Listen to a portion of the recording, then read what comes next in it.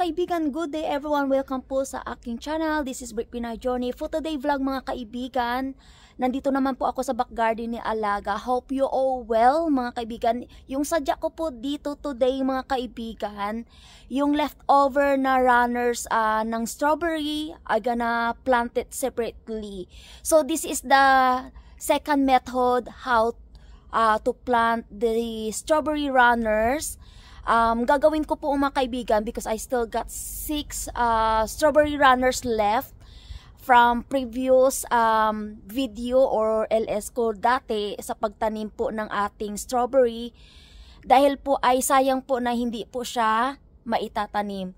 Today is Friday mga kaibigan. Current time here is already 2 o'clock in afternoon.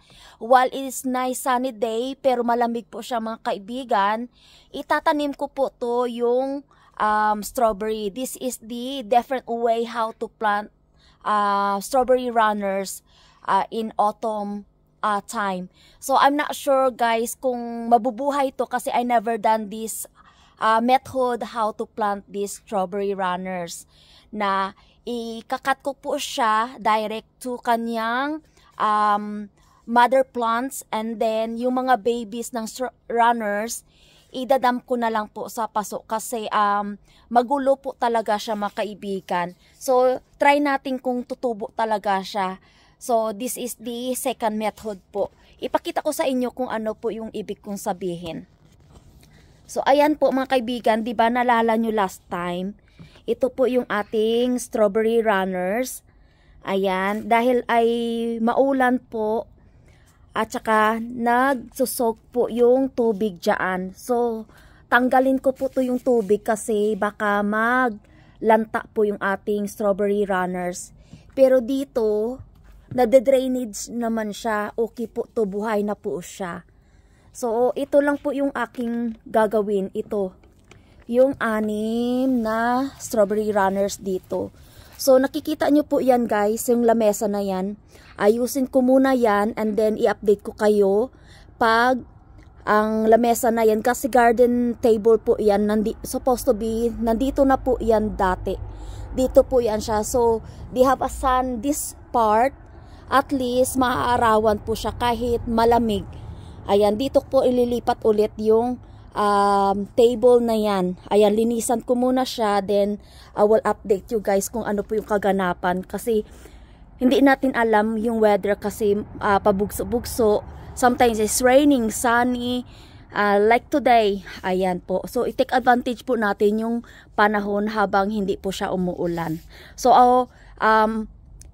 i-update ko na lang po kayo mga kaibigan once I move that table. I clean them up and I move this side.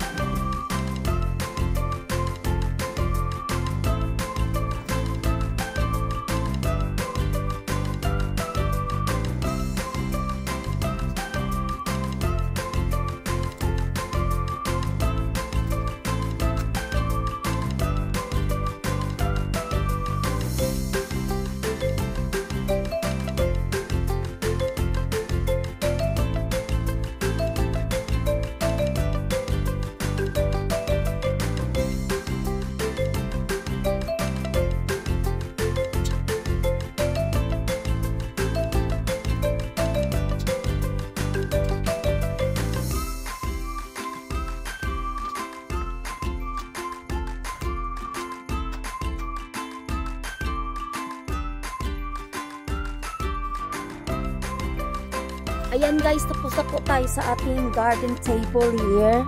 Binalik ko lang po sa kanyang original place. Ayan na po siya.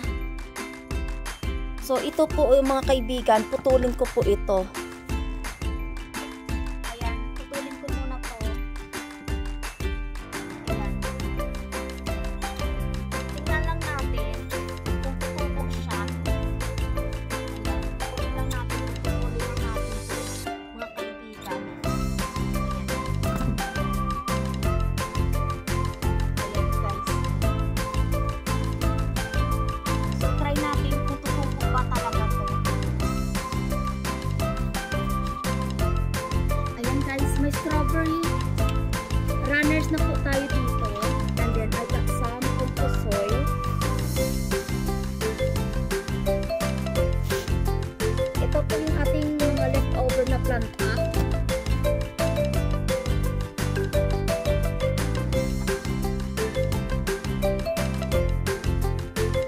Gamitin ko lang po itong mga kaibigan. Paso na ito.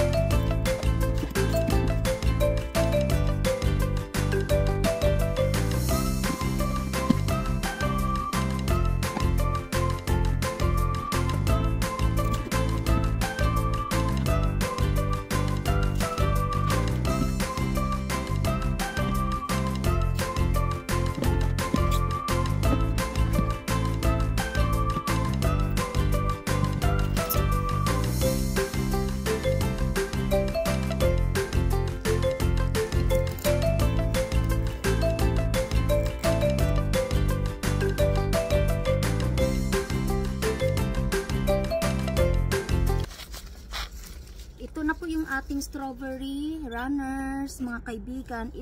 Ready to planted na po to.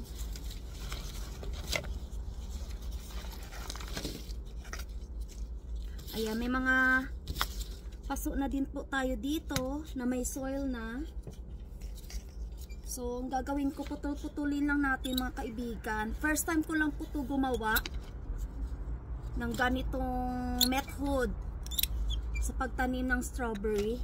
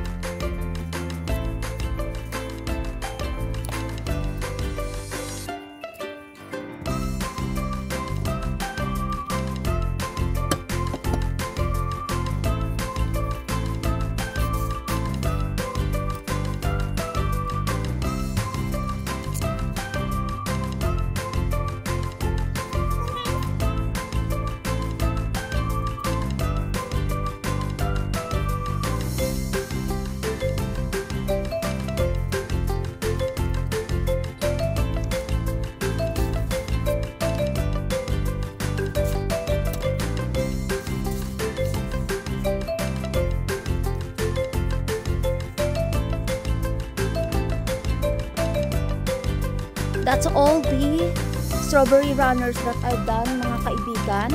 I already planted them. This is the different method, the way how to plant the strawberry runners. This is my first time. I told you early on that this is my first time to plant this kind of method. Let's see how it goes, if the roots are strong enough to grow new growth of roots of these strawberry runners that I planted, because I already cut them off into the main mother plant. So ayan po, at saka yung ating strawberry nandito sa itaas ay naglaglagan kasi nasagi ko po siya. Nasagi ko po siya, naglaglagan na po siya. So ayan, nasagi ko po siya at saka naglaglagan. And then ang ginawa ko na lang, pinutol ko na lang po mga kaibigan, tapos ni-replant ko na lang siya. Ayan mga kaibigan, hindi ko na po siya diniligan kasi basa na po kasi yung soil at saka uulan naman. So ayan muna, dyan lang muna, is look better din, nandyan po sila. Is look tidy din siya mga kaibigan, yung ating strawberry runners dyan na plant. Pero ito yung mother plant niya.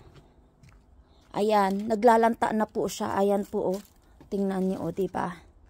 So, mayroon pa tayong natira. So, yan lang muna yung aking update. Yung ating second method, how to plant the strawberry runners. Ayan po mga kaibigan. So, kung nagustuhan niyo po yung aking video for today, huwag niyong kalimutan po mag-like, mag-share, mag-comment at mag-subscribe. At huwag din kalimutan po mag-hit ng notification bell para ma-notify po kayo sa aking bagong videos. Ayan, thank you so much to all the support and love from Team Bakbakan and new friends. Ayan, mega shoutout po kay Jasmine, The Rocky Chef Yang Reno, David Effie, Princess Annalyn, Princess Love Giselle Garcia, Ate Roxy, Guardia Imbinto, Reliza Vlog, Vilma Landicho, God Repairs, and more pa nating mga kaibigan. So, God bless us all mga kaibigan. Ingat lagi. Thank you for watching. Bye for now.